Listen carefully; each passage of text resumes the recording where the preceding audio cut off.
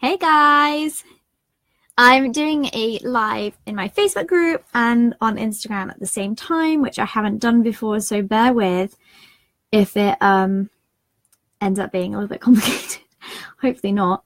But okay, so in this live, I'm going to be talking about the importance of growing your email list. I'm going to be talking about, just very quickly, my 6 surefire ways to grow your list. I'm going to be talking about why I cleanse my list of cold subscribers, and I'm going to be talking about answering some questions I had. So my top 3 tips to grow your email list if you're just getting started, and my favorite email program. So if you have any questions about email lists, just send me a message on Instagram or drop a comment in the live, or if you're watching the replay, and I'll make sure to answer it in one form or another. Sorry, there is a whiny dog in the background. I just want to make sure that this is going live. So just double checking that, because that can get awkward. And I don't know if there's a better way to put my camera up higher so it doesn't look like I'm staring down at nobody. Get a big pile of books. Okay, so one of the main things I want to talk about is the importance of email lists. Like when I first got started with my email list, I didn't really put too much importance on it, and I don't know, I was more focused on like creating blog content and growing like my Instagram following and all of that, and I just didn't really see, I kind of saw my email list as like a newsletter instead of something that could potentially and eventually make me some money. And I think that was like a big mindset shift for me. Like sorry, my hair is so frizzy. When I started to see it as a way to like connect with my audience and make money, I started to really try and focus on it instead of just kind of pushing it to the side. So that made like a really big difference to me. Sorry, I'm literally just made myself coffee. So I feel like my Instagram isn't going live. But yeah, so the importance of growing your list, from the get-go, I just can't put enough emphasis on how important it is, because you need to make those like connections with your audience and need to be building up that sort of community from day one. Even if you haven't launched your website yet, you should be having, you know, some kind of waiting list or something on your website to be encouraging people to join your list so that they get like a launch email when you go live. All these kinds of like small ways to make sure that you are growing an audience from day 0 are so important. Another reason that growing your email list is so important is because it's like it can be a massive source of income for you. So sorry, I'm going live on Instagram and Facebook at the same time, which is why my eye contact keeps moving.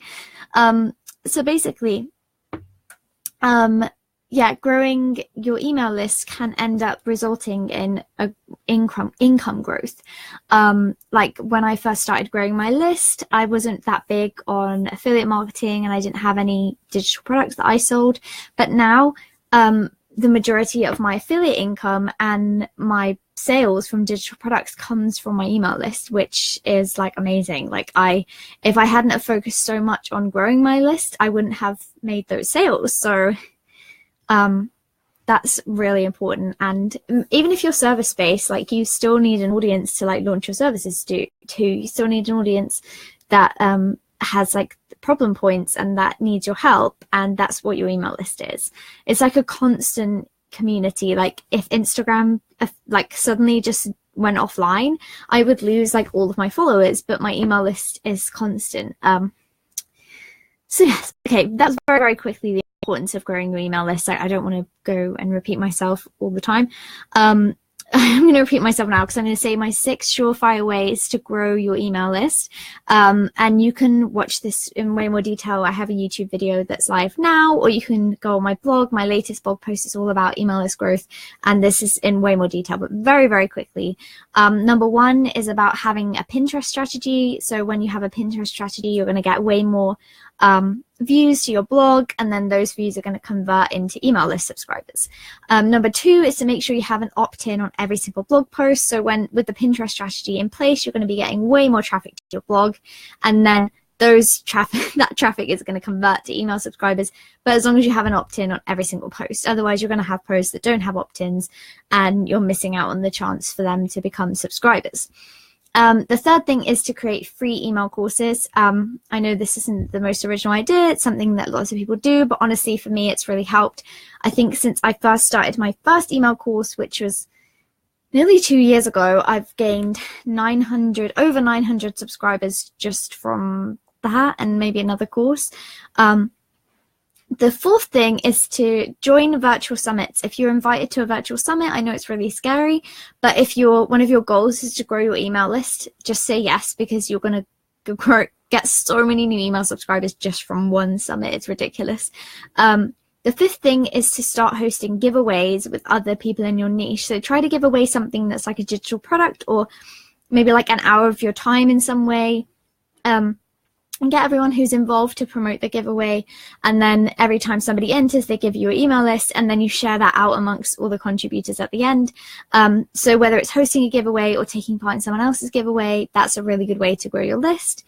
And the sixth and final thing is to post links to your opt-ins on Facebook group threads where relevant. So if someone just came into my Facebook group and started linking their opt-in like wherever they could, I would probably say like, hey, can you calm down, like stop doing that.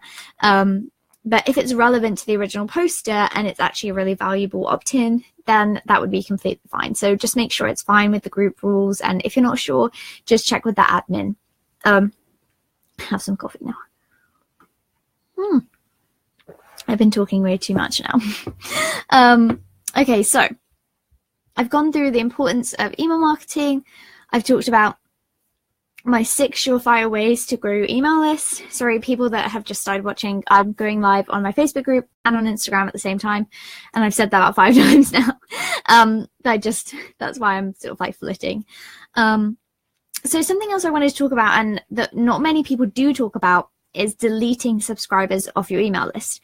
So I every quarter I delete a handful, I say handful, they're like hundreds of cold subscribers off my email list. So cold subscribers are people that aren't opening your list, aren't like engaging in any way in your email, your emails that you're sending out. Can't get my words out.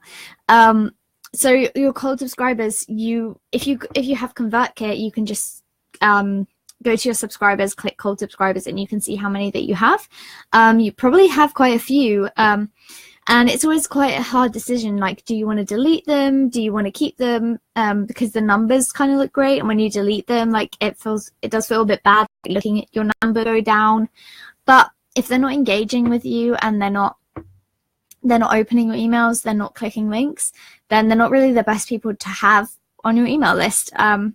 You'll eventually, like, in the end, you're paying to have them there. Like on ConvertKit, you pay for the first 1,000 subscribers, and then from there upwards, you're paying for the next, I think it goes up to 5,000. So if you've just got 1,010 and 10 or like 15 of your subscribers are cold, then you can delete them and save yourself some money, because they're not going to be buying anything from you. They're not going to be listening to what you have to say. So they probably just opted in for something very specific, and now they're not engaging with your communications. Sorry. So I would just delete them, and that's what I do. I delete cold subscribers every 3 or 4 months, and it saves me a ton of money. So that's what I recommend doing. And it doesn't feel great, like looking at the number go down, but it is worth it because you save quite a lot, and it means that because I think like email systems kind of notice like when your engagement rates are really low, and they kind of, I don't know, there's something to do with the content of your email and your engagement rates, and where that means that your email ends up, like whether it ends up in like your inbox or in your promotional inbox. I don't know, I heard something about that. Maybe that's not true. Maybe that's complete bullshit, but that's what I heard. And yeah, so basically getting rid of cold subscribers mean that your engagement rates are going to go up, your open rates are going to go up, and the cost of your email list is going to go down. So if you're not sure about it, maybe just have a look and see how many cold subscribers that you have. One time I deleted, I don't know, like 600 cold subscribers off of my list, and I did feel really bad. Like, I thought, well, I've spent, you know, months and months and months building up my email list. Why am I like just tearing it down? But in the end, it was the right decision.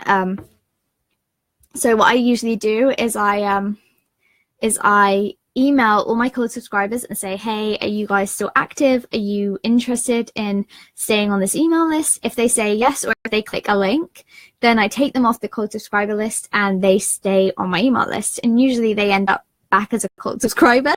But yeah, that's just how I do it. So, okay, I've talked about the importance of growing your email list. I've talked about my 6 surefire ways to grow your email list. I've talked about why I cleanse my list of cold subscribers. And now I'm just going to answer a few questions. So I got a couple of questions about email list growth from my blog post and on Instagram. So the first question somebody asked me is, what is my favorite email program? And if you don't know me, then you don't know that I actually love ConvertKit, and I talk about it so often. So those who do know me and have followed me for a while will probably be very bored of me saying that, but ConvertKit is definitely where it's at. It can seem quite pricey, it can seem like quite a big investment, but it's so worth it. Like, think about it, all you have to sell is like one thing a month and it pays for itself. Or like sell a couple of affiliate products. But yeah, that's really worth investing in. The second question that I got is, what are the top 3 tips for someone just starting an email list? And I thought this was a really interesting question because there are so many tips that I could give. But like, what are the most important things to do when you're just getting started? So the first thing I came up with, and I've written this all down in my notes. The first thing I came up with is to provide value. So don't just ask people to subscribe to your list for no reason. You want to be providing new subscribers with loads of value, loads of free advice. You want to be welcoming them into your community by giving them lots of free things, basically. Whether that's free advice, maybe like a freebie or like a discount code or something like that. But remember that it shouldn't just be value for your new subscribers. Value should keep continuing on to your older subscribers, and the way to do that, and the way that I do that, is I have a welcome sequence, and then I have I've moved on to my next episode. Number 1 was to provide value, and number 2 is create a path. So the path that you want new followers and new subscribers to take. And the first step along the path is to have a welcome sequence. That's really, really important.